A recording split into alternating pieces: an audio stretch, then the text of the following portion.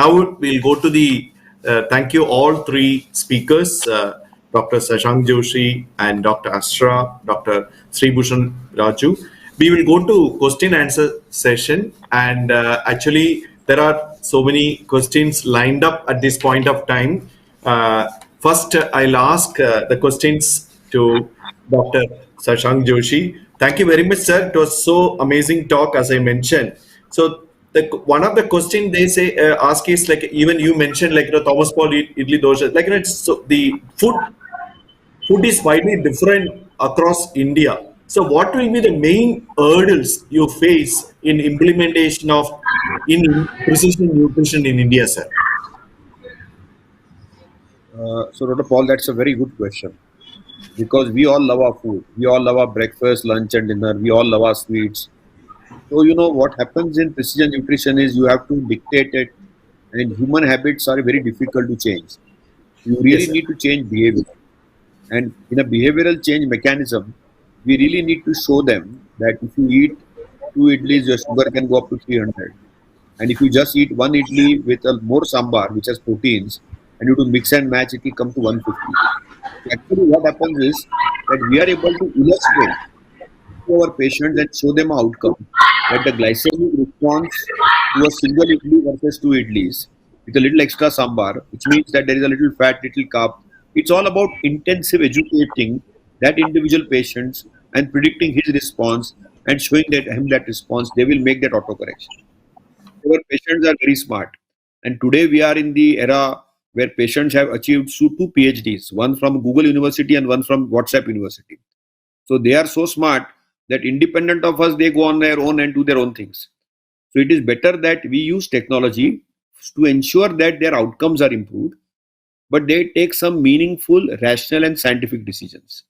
And precision medicine allows us to use technology with the help of our coaches. We have very good coaches. We have counselors, we have dietitians, we have diabetes educators. We can efficiently allow them to handhold these people and say that, look, neither Google nor WhatsApp is evidence based. Never has it gone through the rigor of a peer review. And therefore, this is a precise way of understanding your biology and your cell. So if there is one Dr. Thomas Paul, this is for Dr. Thomas Paul for his breakfast for today. It is going to be as accurate as that, and we'll be able to reasonably predict that this will be a glycemic outcome. So this is the big difference. This needs time. Unfortunately, many of us are overburdened with work. So we can be supervisors on a team which allows using technology with the educator. And that's the way forward in this. Question to Dr. PK Asra. So you actually, it's very good. Actually, it is very highlighted the importance of SGLT2 inhibitors in an acute setting. So what's your experience in COVID? Like, COVID critical care. Have you continued? Like, somebody had a severe COVID infection and gone into a critical care setting, and did you continue SGLT2 inhibitor? What is your message for that? Yeah, so there are two sets of people who are admitted in the critical care sections. One is able to eat, smile, and cough and urinate properly. They are in consciousness. Second, some people who are very sick, those who are on MCS, that means mechanical circulatory support, ventilatory support, they don't have any choice. They have to be on either insulin. As I said, to make it more convenient, affordable, attractive solution to our to cater large number of COVID patients, we have shifted to once in a day GLP-1, that is liraglutide. And those who are able to take, like waiting for 2-3 days, once they come out of ventilation, they can again reinitiating DAPA doesn't make much difference. But what is the point of giving dapagliflozin through the Ryle's tube? I mean, this is the time when nobody is going to die if you stop dapagliflozin for 3 days or 4 days. But we can add to the problem of if you have bacterial sepsis. So waiting 2-3 days, withdrawing 2 to 3 days doesn't make any difference. But those who are having their own meal and they're in conscious state, they can be continued without any problem. Okay. So thank you very much. And so the next question to Dr. Raju. See, thing is, in your practice, how often are you regularly using in somebody with diabetic kidney disease, SGLT2 plus ARB? That is it a standard practice now? That's what you recommend? No, it's That not after, audible.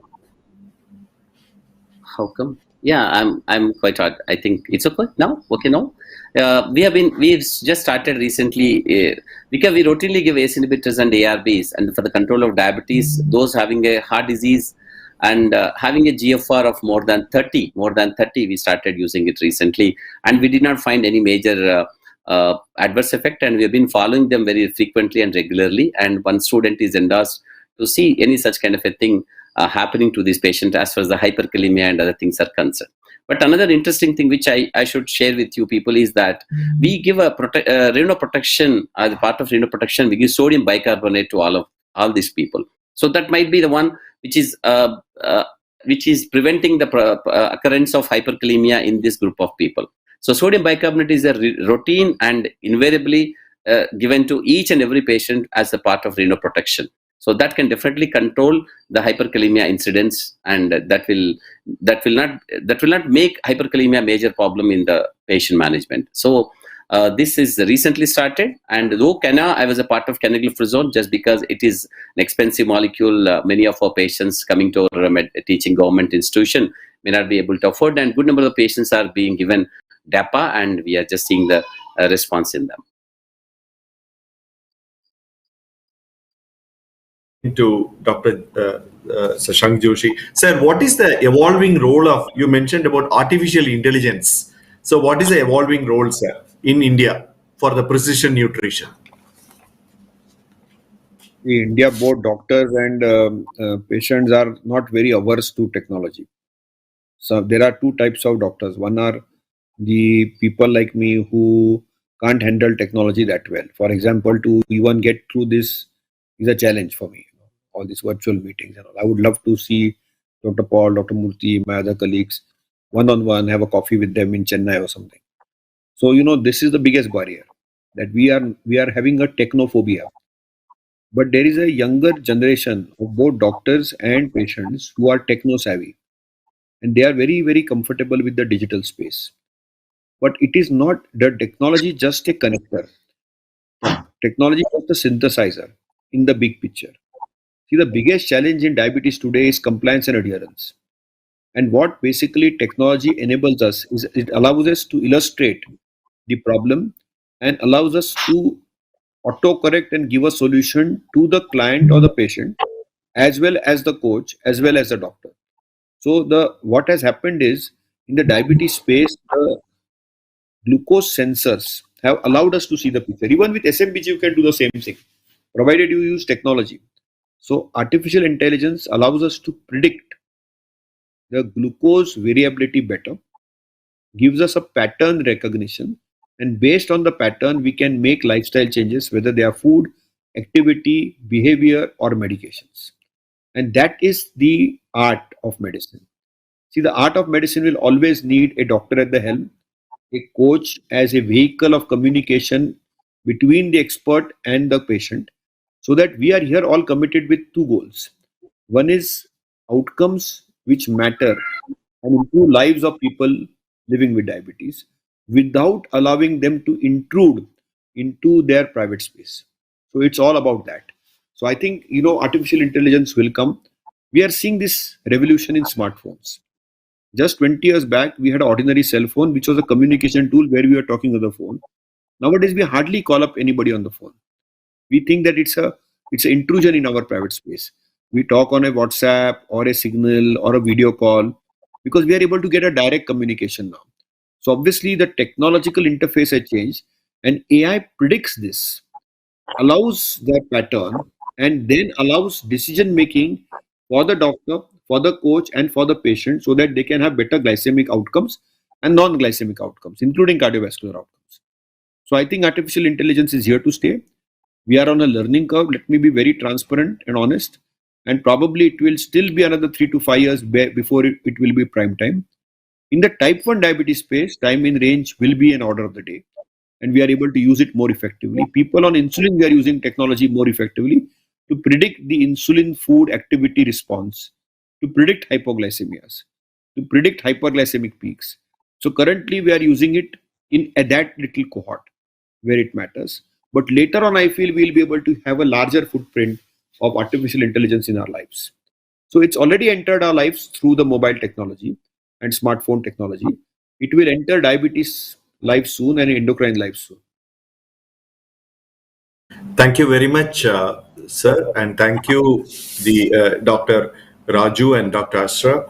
And I'll just hand over to our course coordinator, Dr. Murthy, senior endocrinologist, my mentor. Over to you, sir. For such No, an you're not audible. interactive. Okay. Yes, Can now you hear me now? Yes, sir.